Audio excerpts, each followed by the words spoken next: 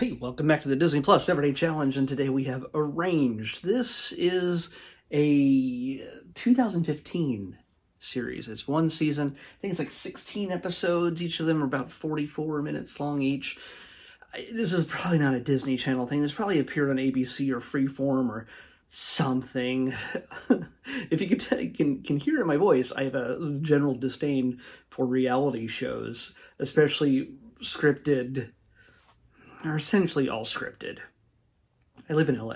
I have seen my share of reality shows being filmed. So when you see a reality show, yeah, maybe the people are real to a certain degree, but the circumstances, the conflicts, the tensions that are mostly all manufactured in order to create a narrative that makes people keep watching. That's the goal. It sells advertising. If people keep watching Arranged over 16 episodes straight, well, guess what? They can say, oh, you know what? The first one did really well. We can sell against more ad time for Coca-Cola or McDonald's or whatever it is. And I mean, that's the people watch reality shows for whatever reason they have, but for the most part, it's to walk in somebody else's shoes and to get an idea of what that experience would be like. In this case, arranged marriages is the theme of this reality show, and they follow 3 different couples. It seemed like there were more. I lost track after a while because there were just so many mothers at some point.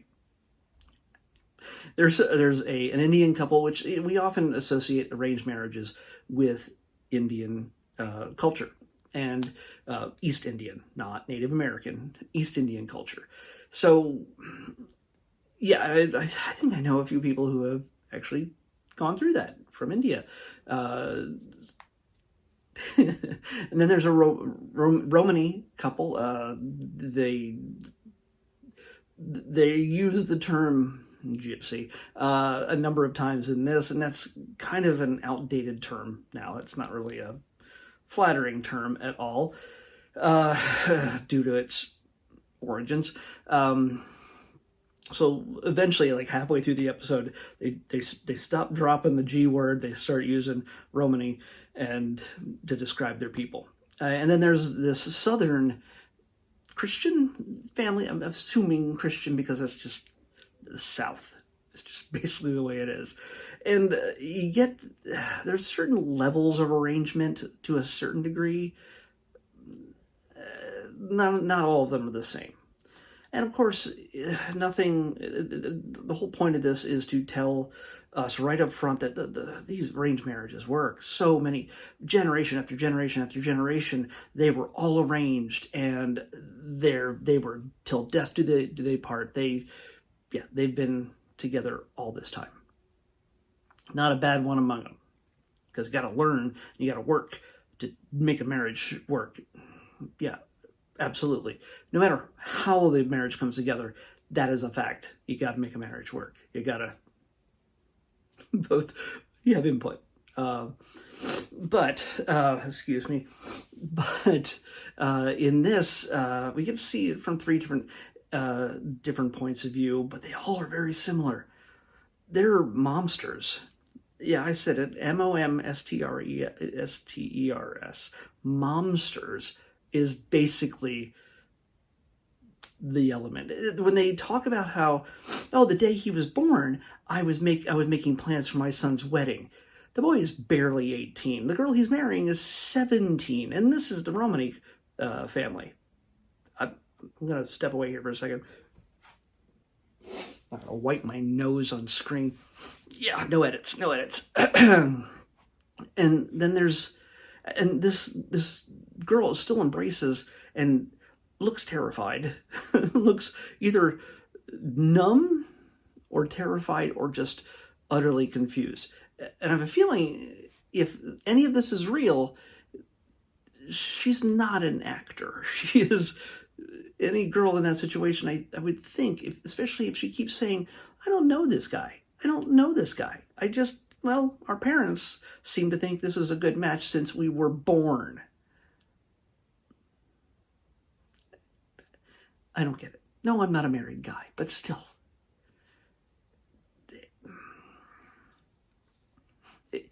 it's we're not trading children for land in this case. We're not marrying off our firstborn to the land baron in order to get more acreage so we can farm more and make the boys work the field until they can just all that stuff from ancient days.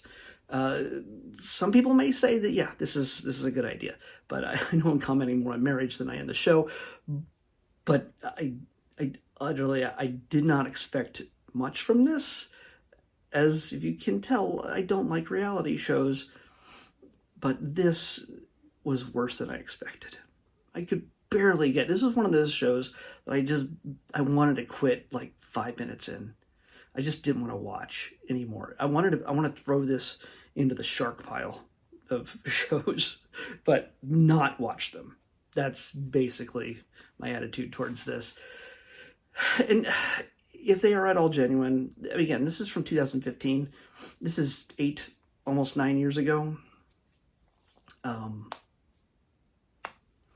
Hopefully everything worked out. I don't know if they even survived the 16 episodes for all I know. Like, again, 2 of them were children, and barely out of being children. And one couple was in their like late 20s, 30s maybe. And then like in their 30s, like they were just, it was the Indian couple because they were so past their prime at that point. They should have been married off, seconds after they were born. And they already they were living together. So a lot of this seems forced by the producers, by the showrunners. It just doesn't seem real. Like, oh yeah, we live together and this is how things work here in LA. But our parents are making us get married. Like arranging it. You're already living together. Then there's the Southern Belle, who is just like everything. It's every girl's dream, and yeah, I guess it is maybe. But she's 24, so she's like an old maid at this point. Beautiful as anything, but I think the attitude is that the women's job is just to grow up, enter beauty pageants until they can no longer win, and then snag a man who will pay for their shopping addiction. And you see her and Josh, I guess it's Megan and Josh. It's the only one I can imagine would be named Josh. Out of the Romani kid and the Indian guy, Josh had to be the Southern guy. And for the very beginning, you get to see how he's like, I like buying pocketbooks, and he's like, I don't know if we can have a house that's going to be big enough to fit your pocketbooks. It's just it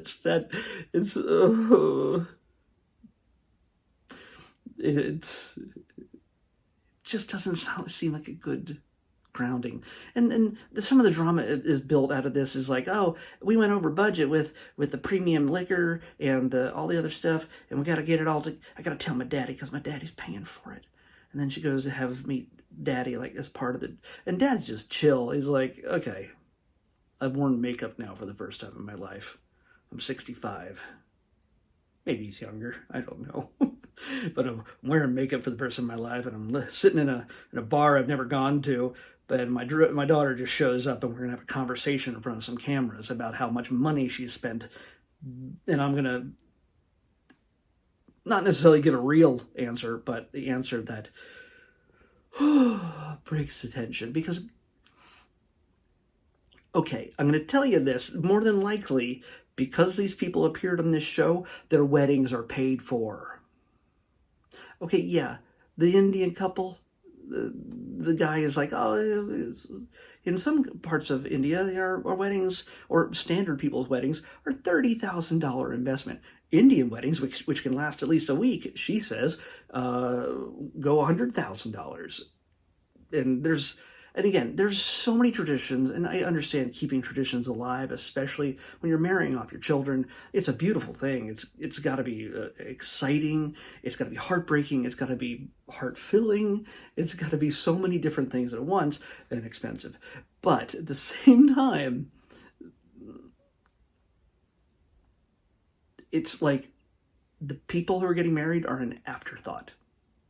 to the agendas of the moms involved, at least one of the moms in each family, because this is the way things are.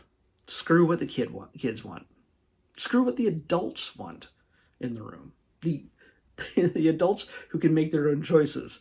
That, yes, want to respect their parents, who want to respect tradition and everything else, but also you get a very clear thing. And again, this is also probably prompted.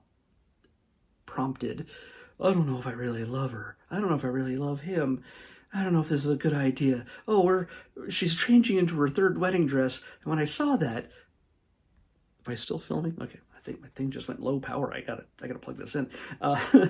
When they're just going through this whole thing, I was like, oh, when she's changing into her third wedding dress of the evening, before we even get married, there's like a whole reception and dancing and all sorts of other stuff. That's a Romani couple. That's when he's like, I don't know, was this a mistake? I'm 18, and now I don't have enough room, because it's like they're adopting a dog instead of getting a daughter-in-law. It's like, we get married, that means the 17-year-old girl that my son just married moves into the house, and he doesn't have as not much room to play video games with his brothers. It just seems like bad decisions all around. So, do I recommend this? No. No, this is a harsh no.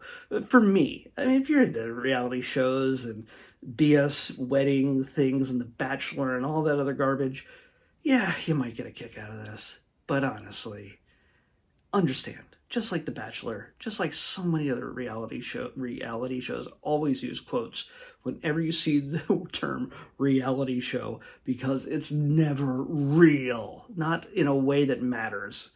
Yeah, certain reactions are real. The way they edit together ends up making it look like something that usually it's not. Friends of mine have been in reality shows and they have experienced it. I've watched them they were in on every twist of this thing. So, yeah.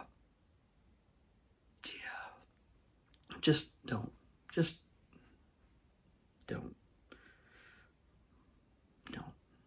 Let's pick tomorrow's episode. Yeah. 112.